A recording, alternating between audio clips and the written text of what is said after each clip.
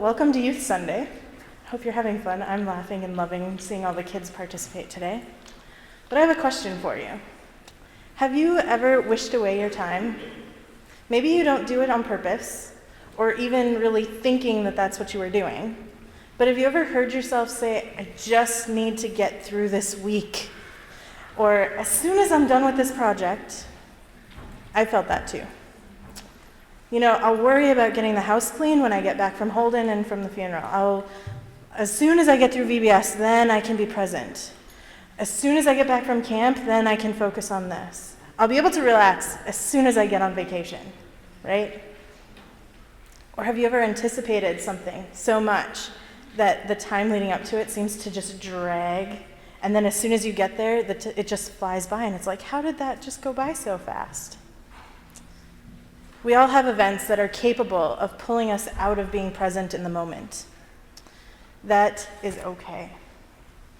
See, what makes it a problem, what makes it dangerous, is when we let those events overlook the moments of now, the moments where there's light happening in our lives, in the small moments now.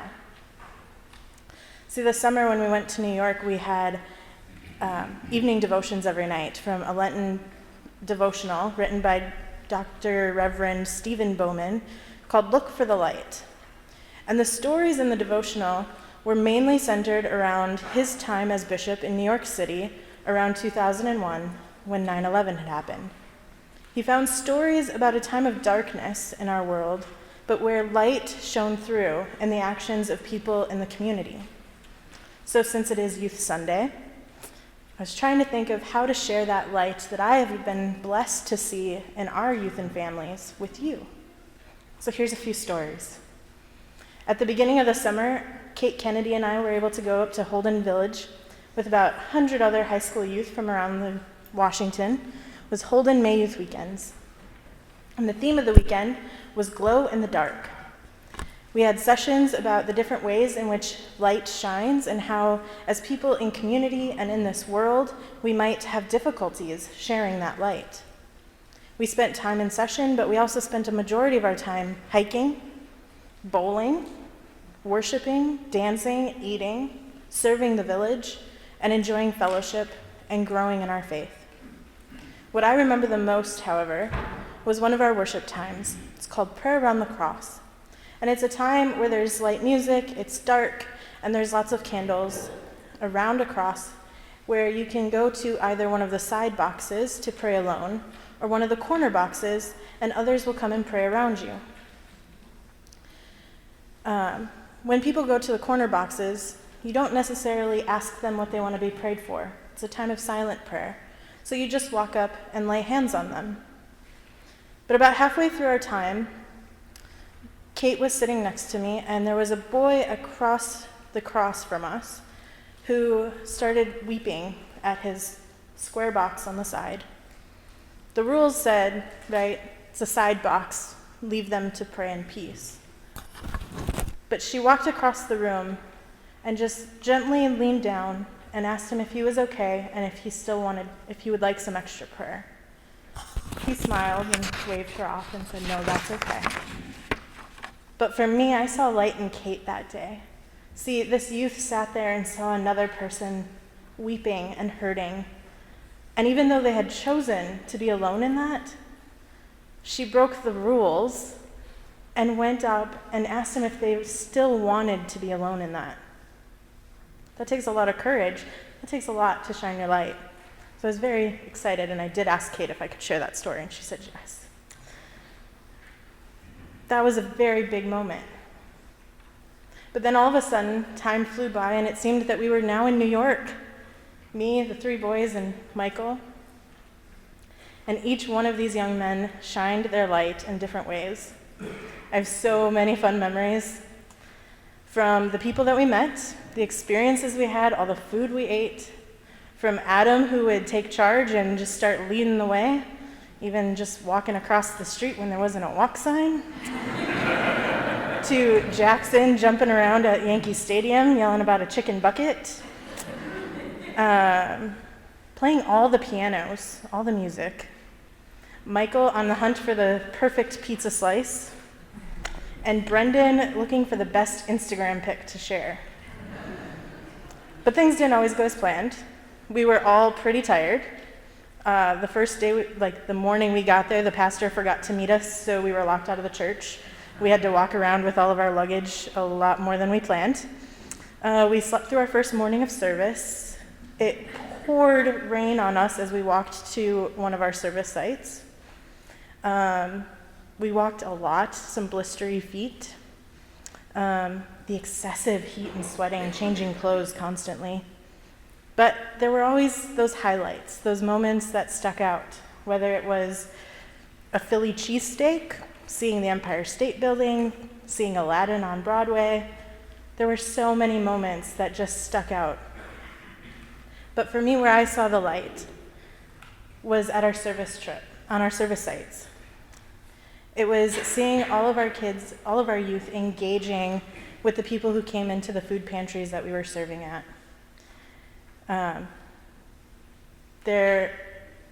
Okay, so I'm going to tell a story. I wasn't going to share this one. So one day we were at the Safe Food Pantry, and Michael and Brendan were asked to go outside because they had been given an excess amount of peppers that were just hanging around, and we'd been trying for the first 2 days to give them away, and we still had more. We were giving every client who walked in a couple of bags, and there were still boxes of them left. So I didn't get to see this story, but they came back and were so excited about it, of how they went outside with these boxes of bags of peppers and started throwing them and tossing them to anybody who wanted them.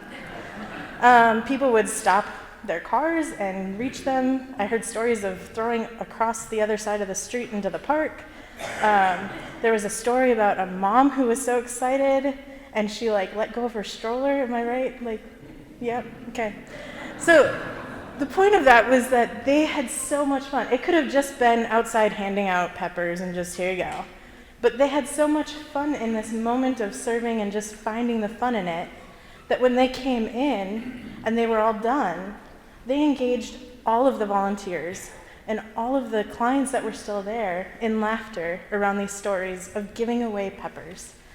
That was a lighted moment for me. So then we came back, and July was packed. We had Pilgrim Lunch Club on Wednesdays. There was a couple of days out at the lake house.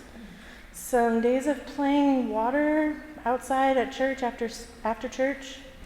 Then we had VBS. Then there was the young adult retreat. Elijah and I got to go hang out at Wild Waves for a day. The middle school Amazing Race with other churches in Puyallup. We had our art camp. And then it was August. And then we kicked off August with a day out at the lake with the young adults. But before I tell you, I talked about the retreat, I mentioned the retreat, and now this, let me tell you about young adults. Young adults is a group that, as a church, as a world, on a large scale, are being left out. The church is saying, we don't know what to do with you. And why is that? Well, because it's a group that's so varied. There's people who are just going off to college, people who are just getting done with college, people who've been working in their careers for a while, people who are making changes, moving across the country, finding new jobs, people who still live at home with their parents, who have roommates or by themselves, or have already started families. It's a huge spectrum in this young adults. So what are you supposed to do with this group? Well, for us last year when I started, I said, well, that's kind of my age group. So I'd like to just get to know who they are and build a community. So let's start asking the young adults in this congregation what they want. And they showed up and started telling us what they wanted. We started meeting twice a month. I don't remember what night it was or where we were at or what we were doing, but somehow the idea of a retreat started being formed, of the idea of maybe taking some time in tubing, river rafting, going out for meals, spending a night somewhere. And so we went on our first retreat this summer. And it was a time where they just got to build community even deeper and have more memories. But for me, the light in this group is that they are growing beyond what I could have even imagined. This last week, they went out together as a group without anybody from the church. It was just them. And that is, to me, seeing the light where they have found a community at Pilgrim that has been where they can live out their faith. Because they still show up. They're here in church with us today. I could sit here and tell you so many more stories. I could name all of these kids. I could tell you so much more. Because August was then still filled with camp. And what else do we do in August? I've got it listed. The camping trip, the high school hangout night, playing with the little spots. The bouncy house, how I hurt my knee, but I wouldn't change that at all. Or how the school year started. I have so many more stories. But these 3 stories that I've told, I tried to sum up the different groups and help kind of frame what we've been doing. Why have we been doing these things?